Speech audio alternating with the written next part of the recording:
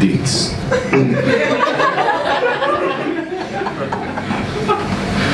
Sergey woke up one morning without his dick. He remembered reading a story about something like this in school. It was by Gallagher. And in the story, a guy's nose ran away. But this was not nose. This was dick! What did this make him? Thought Sergey. A woman?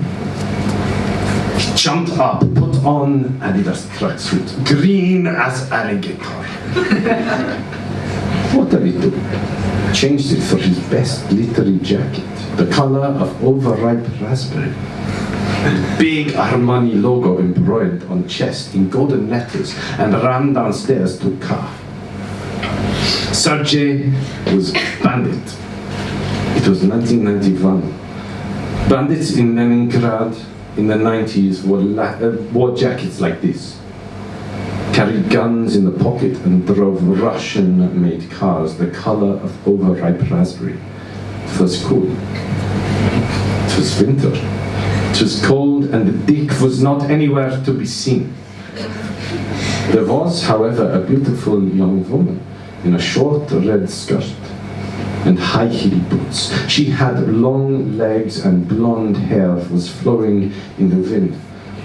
Sergey stopped and waved to her.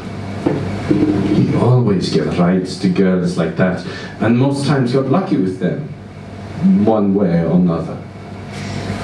This girl, however, was crying. Sergey remembered that he did not have a dick. Fuck! Thought Sergey. Why did I pick her up? But he did not like crying girls, so he asked, "What is wrong, little sister?" Little sister meant that he did not intend to rape her right there and then. In general, in Leningrad, in the 90s, the bandits used words like this. For instance, they called each other brothers. Everyone else called them little brothers, although they certainly were anything but little. They all did martial arts, and they were big. I mean, really big.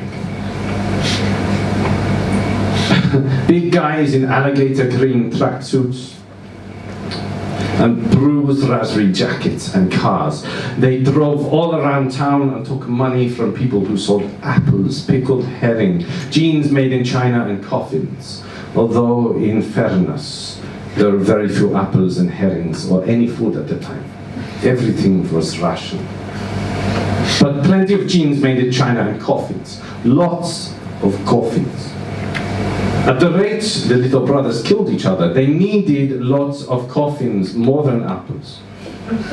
But anyway, the girl said that her name was Anya, and she wanted to go to America, and that something gross and horrible just happened to her.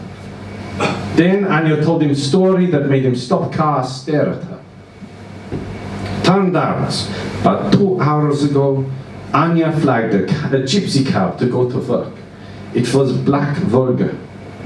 Government car, government number plates. It drove her to military factory where she worked. But on the way, the driver in bruised plum suit turned out to be a dick. And not in the way you think, said Anya. He literally turned into a giant dick, the size of man. Remember Gogol? Like that, said Anya. Fuck, said Sergey. Where did he go? I must find him now. He went to Olgino, said Anya. Sergey dropped her by the house and said, "Good luck in America, little sister." Then he drove to Olgino. Didn't find the dick. He drove all around Leningrad. Didn't find the dick. He asked all little brothers about black Volga with government number plates and dick in plum suit. And everyone said there were too many of them. Could he be more specific? But then he found out that Dick worked in mayor's office, supervised casinos there, coffin businesses too.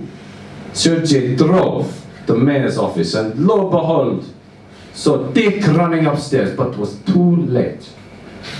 One of little brothers in canary yellow tracksuit walked to Sergey, put a plastic bag over his head, pushed him in car colour of overripe plum, and pulled on the strings.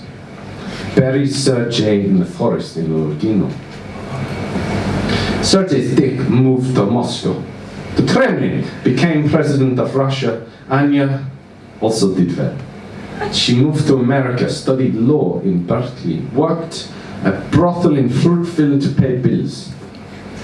She said it was all good, but she had nightmares, and the shadow of little brothers and big dicks haunted her. Not just that, a giant dick. Not just that, a giant, dark, bloody thundercloud, in shape of Kremlin, always hung somewhere in back of mind, eating her inside out. She said, bringing trouble, bringing plague. I told her, go to therapy. Try to be more optimistic. I told her there is too much darkness in the Russian soul. She said I was right. She would try and work it out, because life was beautiful no matter what, and there were whales and sea lions and dolphins in the ocean and a lot to live for. Then they threw Anya off the bridge. She knew too much. A week before that happened, she told me this story and said that someone came and trashed her door and sent her scary text messages. She said, this bloody shadow is getting close every day. They are everywhere, and I don't know if it is in my head or if it is real. I don't know what is real anymore, she said. Now I'm afraid that they will kill me, because they always kill people who know too much. But before we go, I want you to know this. The president of Russia is a dick, a small bandit dick. He put all the other dicks in Leningrad in the Kremlin, so they take the money from the people who sell apples, herring, jeans, coffins, and pretty much everything else. He even installed dicks to rule the rest of the world, all the other countries, and soon, if we don't do anything about it, we will all be fucked.